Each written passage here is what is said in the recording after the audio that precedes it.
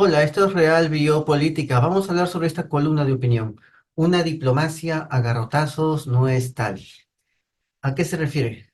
A la típica política exterior de los gobiernos comunistas, que en vez de buscar sumar a todos, comienzan a segregar al país, comienzan a aislar al país de un grupo, que son los más beneficiosos, y los integran al otro grupo, que son los más perniciosos. Eso es lo que hace la diplomacia de un país de izquierdas. ¿M? Coloca al país en una órbita de un grupo de países que son perniciosos, que han fracasado y que solamente explotan en demasía a su pueblo, y los alejan de los países que les van a beneficiar, que van a beneficiar en sus relaciones exteriores. Eso es lo que hace un gobierno de un país comunista. Y es lo que también estuvimos viviendo aquí en Perú antes del golpe. Y ahora está más o menos menguado, ¿no? Porque también hay en, en Sudamérica, en Latinoamérica, hay divisiones entre estas facciones de izquierda. Entre ellos siempre se pelean. Bueno, vamos a hablar de esta columna de opinión. Extraviado en Europa y desconectado de su interlocución con nuestros aliados, Sánchez, el primer ministro de España, sigue sin aprender de los errores porque falta humildad. Si lo hiciera, hubiera relevado a ese referente de la política tabernaria y de la diplomacia a garrotazos que es Puente. Yo creo que es su canciller. Y nos habla de lo siguiente, ¿no? Vamos a entender esto, ¿no? La acción exterior de cualquier nación es una suma de complejos y equilibrios que deben afrontarse desde una sugerente combinación de prudencia, firmeza y reflexión. Siempre, siempre con la perspectiva y la altura de miras imprescindibles. O sea, siempre tiene que haber un punto no negociable, eso es lo que quiere decir. Más todavía en el caso de una potencia media como España, con profundas relaciones e influencias en zonas estratégicas como Iberoamérica. Es una potencia media. Es una potencia de segundo nivel. Ah, sí, bueno, creo que está un poco más abajo de eso. Sí, un poquito más abajo de eso. Bueno, pero no solo y con la dimensión internacional que le ha brindado la historia y su pujanza institucional y económica. Tras la recuperación de la democracia a raíz de un trabajo bien encargado de los bien hecho de los encargados de nuestra diplomacia y del colectivo de servidores públicos de máximo nivel en distintas legaciones. En este ámbito, los errores, precipitaciones y no digamos ligereza y frivolidad pasan factura tarde o temprano y suelen cristalizar en eso que hemos convenido en denominar pérdida de peso institucional. Ahí lo voy a poner acá. Pérdida de peso internacional. ¿Ya qué significa eso? Vamos a, lo voy a explicar de esta manera. Es cuando una potencia baja de nivel. Baja tanto de nivel que al final ya ni potencia se le puede decir. Así. Porque ya no hay un referente frente a quién pueden ser unas potencias. Eso significa que baja de nivel. Ya, frente a quién eres una potencia. ¿Dónde están tus satélites? ¿Dónde están? No los veo. Ya no es potencia, pues. Ya no es nada. Si sigue bajando, sí, ya no es nada. Se acabó. Eso es. ¿No? Es el tema de los hegemones. Voy a dar un ejemplo, ¿no? Con este tema de la pérdida de peso internacional. Cuando se dio la crisis del canal de Suez, los estadounidenses y los soviéticos mandaron tropas al canal, así, armadas, pero también mandaron sus respectivas flotas, los ingleses y los franceses. Cuando lo hacen, es tanto el peso de Estados Unidos y Rusia que los ingleses y franceses tienen que retirarse. No pueden entrar a tallar en la discusión. O sea, se dan cuenta de que no tienen el peso suficiente y no les queda más remedio que quedarse atrás. Cuando eso pasa, estas dos potencias mundiales que habían ganado en la guerra, ¿no? Eran las potencias, porque cuando termina la guerra, los que ganan son potencias, ¿no? Se vuelven potencias mundiales, todos se vuelven potencias mundiales, del mismo nivel. Pero cuando vienen las crisis posteriores, ahí se ve quién es quién. Todas esas potencias comienzan a medirse. Y a raíz de la crisis de Suez es que Inglaterra y Francia pasan a potencias de segundo nivel.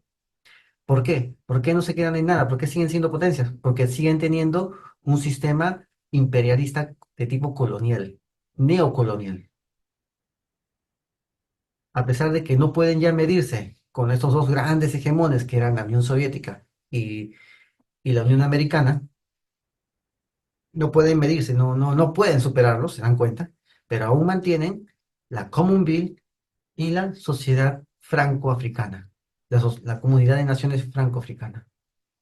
Inglaterra mantiene la Commonwealth, que son sus antiguas colonias afiliadas en una organización, en un condominio, en un mandato, donde la reina es la presidenta, es el poder ejecutivo de todos esos países, ¿no? La reina es la soberana de Canadá, la soberana de muchas naciones africanas, la soberana de otras excolonias del Pacífico, la soberana de eh, las islas del Caribe, de algunas de las islas del Caribe que eran sus colonias. La reina es la soberana de todo eso y la reina designa gobernadores. O sea, siguen siendo una potencia, pero no se pueden medir con Estados Unidos. Pero sí tienen con quién medirse, que son estos países que te he mencionado. Francia sigue siendo una potencia, pero ya de segundo nivel, que puede medirse con quiénes, con los africanos. Ya hemos hablado del tema de Francia en África, cómo necesitan recursos para mantenerse en la Unión Europea. Necesitan recursos africanos, sangre africana. Tiene que verterse para que ellos sigan teniendo un lugar en la Unión Europea.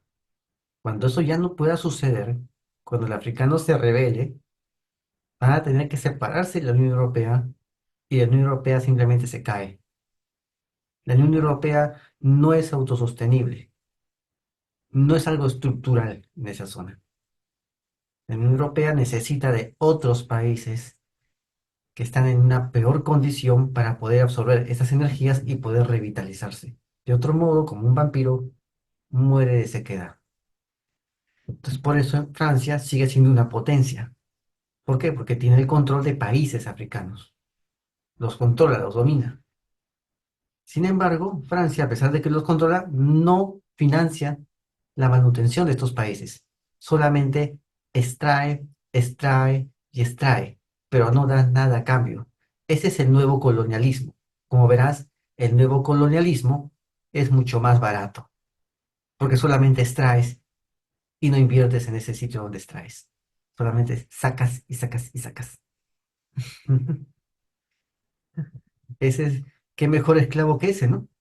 Un esclavo en el cual le puedes exigir todo lo que quieras, exprimirlo, pero el esclavo tiene que vérselas. Aparte de que lo exprimes, el esclavo tiene que vérselas por sí solo para poderse mantener. Ese es el mejor, ese es el esclavo más barato y es el que existe en la actualidad, personificado en naciones enteras.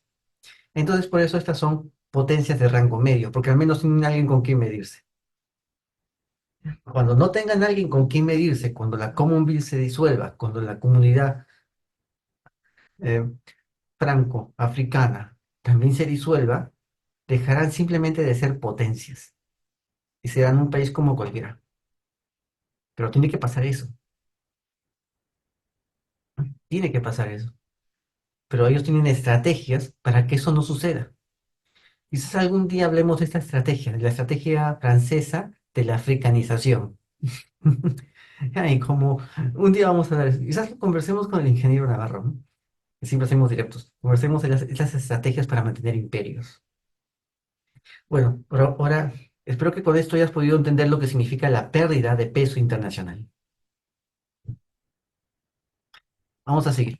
Con el sanchismo, ese declive exterior ha sido denominador común de su presidencia, permanentemente apartado de todos los centros y cumbres decisorias en las que nos han dejado sin el asiento que antes ocupábamos. Que se haya acentuado en las últimas semanas con posicionamientos imprudentes y errados en algunos de los principales conflictos que azotan el globo, ha fragilizado la posición hasta derivar que la voz de Europa, o sea, la del gobierno La voz de España, perdón, es decir, la voz del gobierno español apenas se escuche o sea atendida. O sea, sus cancilleres, sus diplomáticos dicen tantas tonterías que ya nadie les escucha. Entonces, no, nadie les escucha, no los atiende porque paran siendo discordantes. Bueno, la abierta hostilidad hacia Israel, la única democracia de la región y el fracaso de Sánchez en su gira por Europa para ganar adhesiones a su inopinada decisión de reconocer el Estado palestino en plena guerra han evidenciado hasta qué punto el sanchismo ha elegido mal, muy mal el papel de nuestro país y ha interpretado aún peor la naturaleza de la diplomacia al someterla a la ideología y la polarización. O sea, ellos son hostiles hacia Israel por motivos ideológicos, pero no por motivos realistas. Aquí en Radio Política hemos explicado lo que pasa en Israel, cómo la cúpula israelita crea a Hamas para dividir a los palestinos. Primero los dividen territorialmente, colonizando e invadiendo territorios de los palestinos, y así creando dos territorios desconectados entre sí, sin continuidad territorial, la zona de Cisjordania y la zona de la Franja de Gaza, acorralando a los palestinos. ¿No? Eso es lo que hacen. Y después creando movimientos políticos como Hamas para contraponerse a la autoridad palestina, la cual es relegada a Cisjordania, la parte oriental, y Hamas queda con la parte occidental, pero también trabaja para Israel. ¿No? El objetivo de Hamas es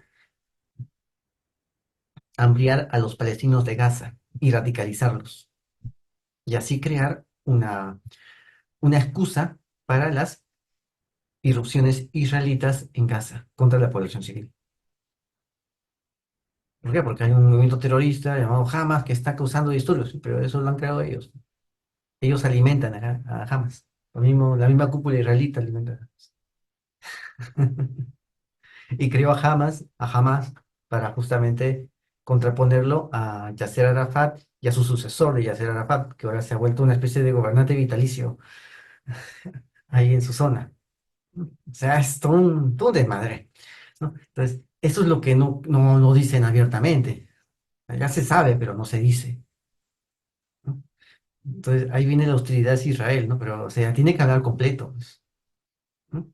Un Estado palestino, sí, un Estado palestino, pero no un satélite israelita, porque un Estado palestino, la autoridad, una región autónoma como Palestina, que está manejada por Hamas, no es sino un satélite más de Israel, manejado por Hamas. Es un satélite. La Franja de Gaza está manejado por un satélite de Israel, es un satélite israelita, es una zona, satélite. ¿Por qué? Porque está manejado por Hamas y Hamas está financiado está apoyado por la cúpula israelita. Y los mismos israelitas entregan a su propia gente al matadero de estos fascinerosos de Hamas. Ellos mismos se entregan a su propia gente. Dejan que pasen por su muro. A ver, que cualquiera pase por ese muro, a ver, a ver qué le pasa. Pero estos pasaron como si nada. ¿Por qué? Porque hubo alguien al otro lado que les permitió pasar, que creó todas las condiciones para que puedan pasar como si nada. Hubo alguien que les dio todos los pertrechos, la maquinaria para que puedan sobrevolar la zona como si nada. Por eso, tiene que haber una complicidad tanto de un lado al otro del muro. Y el único que puede tener esta capacidad es justamente cúpula de gobierno. Así es, ¿no? O sea, este, reconocer un Estado palestino en plena guerra, no es tanto de reconocerlo en plena guerra, es reconocer un Estado palestino que está manejado por un satélite de Israel. Ese Estado palestino va a terminar peor todavía, porque no es autónomo. Eso es. Bueno, la crisis con Argentina tras las calumnias públicas del ministro Puente contra el presidente Milei, del que dijo ingirió sustancias en clara referencia estupefaciente, y la correspondiente respuesta contra Sánchez y sus problemas internos desde Buenos Aires ha sido la última consecuencia y la constatación de este rumbo desnortado. El gobierno y la izquierda se manifiestan con idéntico perfil irreflexivo, torpe y sectario en el exterior que en el interior, como si no fueran conscientes de que su despotismo doméstico apenas se transforma en irrelevancia foránea. Claro, eso es lo que consiguen. ¿Pero por qué lo hacen? ¿Por qué hacen eso? ¿Por qué ese ministro dice ingirió sustancias? ¿No? O sea, causando conflicto de la nada. ¿Por qué causar un conflicto de la nada? Porque están tapando un escándalo mayor. Yo recomiendo ver el canal de este joven, Enrique Pérez, creo que se llama, Enrique Pérez, ¿cómo se llama? Exponiendo la verdad. Muy buen canal, muy buen canal. Este, él habla, él ha mostrado un vídeo que salió en las noticias de España. Salió, chiquito, el vídeo. Después ya no se volvió a hablar de cómo habían intervenido un administrador de un spa donde van puros hombres para ver hombres. ¿Ya? Y en ese spa, como insumo, eh, como insumo, también se venden ciertas sustancias como insumo para, para mantener el negocio, ¿no? Es parte de los insumos de los trabajadores. No puedo ser muy explícito porque me cierran el canal, ¿no? Y detienen a uno de ellos y uno de ellos lo sacan. Apenas lo detienen, al toque lo liberan. Y la prensa le coloca le consigue sacar la declaración y él dice, no, no hay problema, bueno, este es el spa del pariente de tal gobernante. Está bien alto acá, en el país, ¿no? Así es el spa y bueno, pues sacaron rápido, ¿no? Ya, entonces, eso es un escándalo. Para tapar ese escándalo, los ministros provocan otro. Cosas estúpidas como decir ingirió sustancias, ¿no? O sea, haciendo un escándalo de chiquillos, ¿no? Así, escándalo de chiquillos, ¿no? Así, hablando así de mi ley. Y así distraen la atención del verdadero escándalo. Puedes entrar en internet y buscar ahí. Vas a encontrarlo, ¿no? Vas a encontrar esa declaración, ¿no? El- O si no, entra al canal Exponiendo la Verdad y ahí sale. Ahí sale. Bueno, entonces, sigamos. No sabemos si Sánchez aspiró en algún tiempo a un liderazgo europeo o mundial. De lo que estamos seguros es que la banalidad y la negligencia de su doctrina diplomática le han cerrado demasiadas puertas, las que cuentan, excepto, claro, la de sus aliados bolivarianos del Grupo de Puebla y del Foro de Sao Paulo. Aquí está. ¿Qué cosa es el Foro de Sao Paulo? El Foro de Sao Paulo es un club de partidos políticos de izquierda. Si pertenecen a ese club, tienen ciertos privilegios, como tener mayor alcance, mayor cercanía al club de la construcción y a Odebrecht. Aquí en Radio Política hemos colocado columnas de opinión hablando del Foro de Sao Paulo y de Odebrecht. No, sabemos que Odebrecht apoya a todos, ¿no? Pero apoya más a unos que otros. ¿No?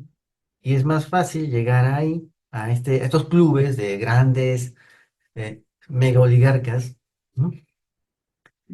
A través de ciertos clubes políticos. Para llegar a esos clubes empresariales, esos cárteles empresariales, estos partidos políticos de izquierda se agrupan en estos clubes políticos. Los clubes políticos que son el Foro de Sao Paulo, para, para simbiotizarse con clubes, con cárteles empresariales. Y uno de esos clubes políticos de izquierda se llama Foro de Sao Paulo, con bastante llegada al Club de la Construcción. Ya, el Club de la Construcción. Googlea ahí el Club de la Construcción y vas a saber quiénes son, ¿no? Y más de uno ya acaba de salir de la cárcel, o siguen ahí, no sé. Acaban de salir y parece que ya no van a regresar. O sea, gente muy poderosa, gente muy poderosa. Bueno, sigamos. Extraviado en Europa, desconectado de la interlocución con nuestros aliados, sigue sin aprender de los errores porque falta humildad. Si lo hiciera, hubiera relevado a ese referente de la política tabernaria y de la diplomacia a garrotazos que es Puente. ¿Ves? Esto es lo que pasa cuando un partido de izquierda toma el control. Toma el control que hace, deshace toda la diplomacia de la zona y comienza a hacer que este país gire en una órbita nefasta y lo aleja de los países que sí le van a ayudar al pueblo. No le conviene que el pueblo esté, esté levantado, esté pujante, esté próspero, no le conviene. Al socialismo, a la izquierda, no le conviene un pueblo próspero, le conviene un pueblo pobre, porque de ahí sacan sus canteras. Bueno, creo que eso sería todo por hoy, así que ya sabes, suscríbete, comenta y comparte, hazlo viral y no te olvides, la verdad está a la vista. Saludos.